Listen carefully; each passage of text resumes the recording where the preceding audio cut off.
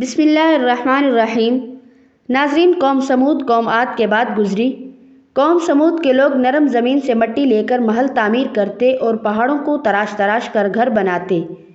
حضرت صالح علیہ السلام نے ان سے فرمایا، تکلف سے پہاڑوں میں تراش تراش کر گھر بناتے ہو، سو خدا سے ڈرو اور حد سے تجاوز کرنے والوں کی بات نہ مانو، جو ملک میں فساد کرتے ہیں اور اصلاح سے کام نہیں لیتے۔ وہ تمہاری عبادت قبول کرے گا اور سابقہ گناہوں کو معاف کرے گا۔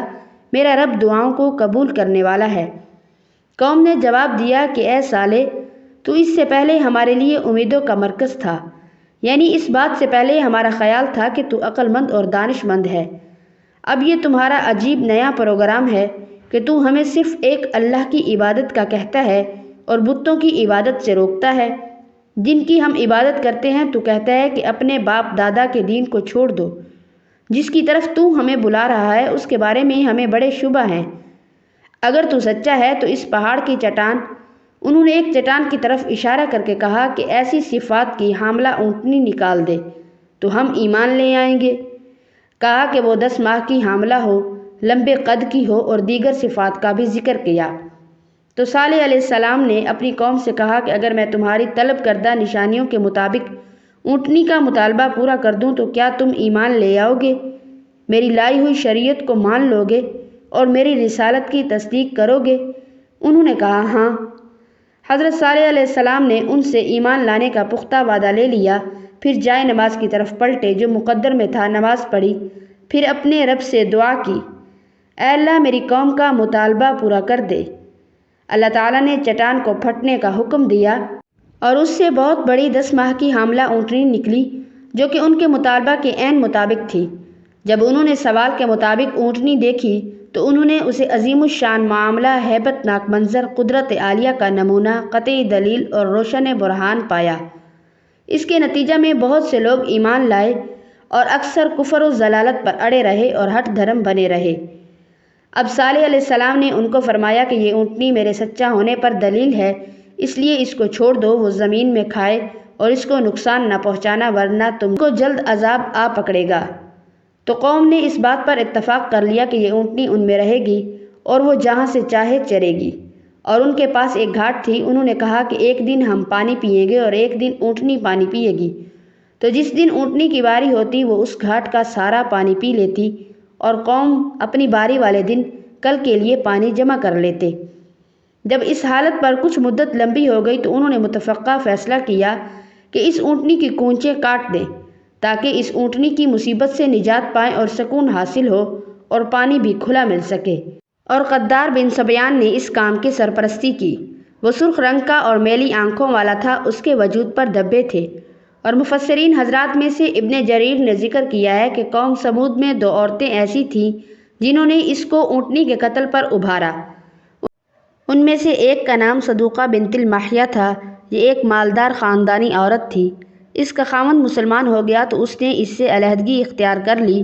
پھر اس نے اپنے چچا زاد بھائی مصرع بن مہرج کو بلایا اور اس پر اپنا آپ پیش کیا، لیکن شرط یہ لگائی کہ وہ اونٹنی کی کونچیں کاٹ دے۔ دوسری عورت کا نام انیزہ بنت غنیم تھا، اس کی کنیت ام غنمہ تھی۔ یہ ایک کافرہ اور بوڑھی عورت تھی۔ اس کی زواب بن عمرو خاوند سے 4 بیٹیاں تھیں۔ یہ آدمی سرداروں میں سے تھا۔ اس عورت نے قدار بن سبیان سے کہا، اگر تو اونٹنی کی کونچیں کاٹ دے تو میں اپنی 4 بیٹیوں کا نکاح تجھ سے کر دوں گی۔ اس طرح یہ دونوں نوجوان مصرع اور قدار اس کام کے لیے تیار ہوئے، اور انہوں نے اپنی قوم کو بھی اس پر آمادہ کرنے کی کوشش کی۔ تو 7 آدمی اور ان کے ساتھ مل گئے۔ انہی کے بارے میں اللہ تعالیٰ نے ارشاد فرمایا کہ شہر میں 9 آدمی رہتے تھے جو زمین میں فساد پھیلاتے تھے اور اصلاح نہیں کرتے تھے۔ یہ لوگ پورے قبیلے میں باغ دوڑ کر رہے تھے، انہیں اونٹنی کی کونچیں کاٹنے کے فوائد بتاتے رہے۔ تو قبیلے کے دوسرے لوگوں نے بھی ان کی بات مان لی اور ان کو سراہا۔ یہ لوگ اونٹنی کی کونچیں کاٹنے کے لیے ایک جگہ چھپ کر گھات لگائی میں بیٹھ گئے۔ جب وہ پانی پی کر واپس ہونے لگی تو مصرع نے، جو اس کام کے لیے چھپا ہوا تھا، اس نے تیر مارا جو اونٹنی کی پنڈلی کی ہڈی میں پیوست ہو گیا۔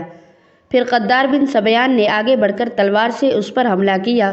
اس نے اونٹنی کی پچھلی ٹانگ کے پاؤں سے اوپر والے حصے کو زخمی کیا تو وہ زمین پر گر پڑی اور ایک زوردار آواز نکالی تاکہ اس کا بچہ خطرے سے محفوظ رہنے کے لیے کچھ ہیلا کر سکے۔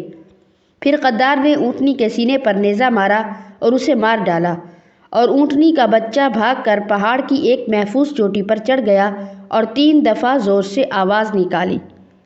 انہوں نے کونچیں کاٹ دی اور اپنے رب کے حکم سے سرکشی کی اور کہا کہ اے صالح، اگر تو رسولوں میں سے ہے تو وہ عذاب ہمارے پاس لے آ جس سے تو ہمیں ڈراتا رہتا ہے۔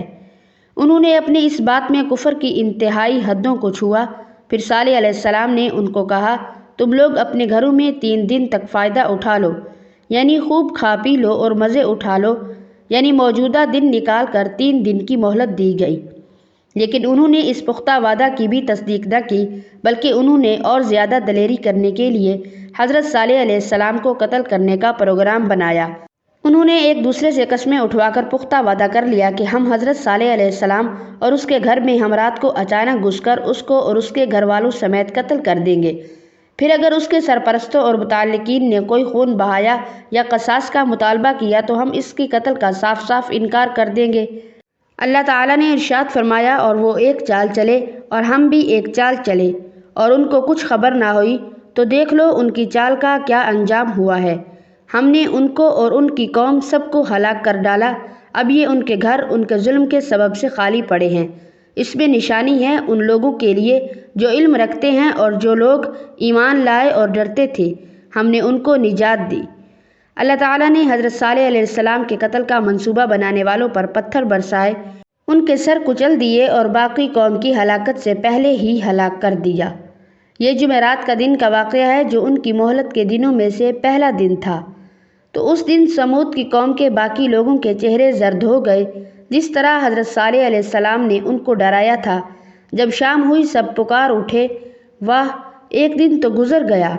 پھر جمعہ کے دن ان کے چہرے سرخ ہو گئے۔ جب شام ہوئی تو کہنے لگے، مہلت کے 2 دن گزر گئے۔ جب ہفتہ کی صبح ہوئی جو ان کی مہلت کا آخری دن اور تیسرا دن تھا، ان کے چہرے سیاہ ہو گئے۔ جب شام ہو گئی تو آوازیں نکالنے لگے، مہلت کی مدت گزر گئی۔ پھر جب اتوار کا دن آیا تو وہ سارے خوشبو لگا کر تیار ہو گئے اور انتظار میں بیٹھ گئے کون سا عذاب ان پر آتا ہے۔ ان کو پتہ ہی نہیں تھا کہ عذاب کس طرح واقع ہوگا، کس طرف سے آئے گا اور ان کو لپیٹ میں لے لے گا۔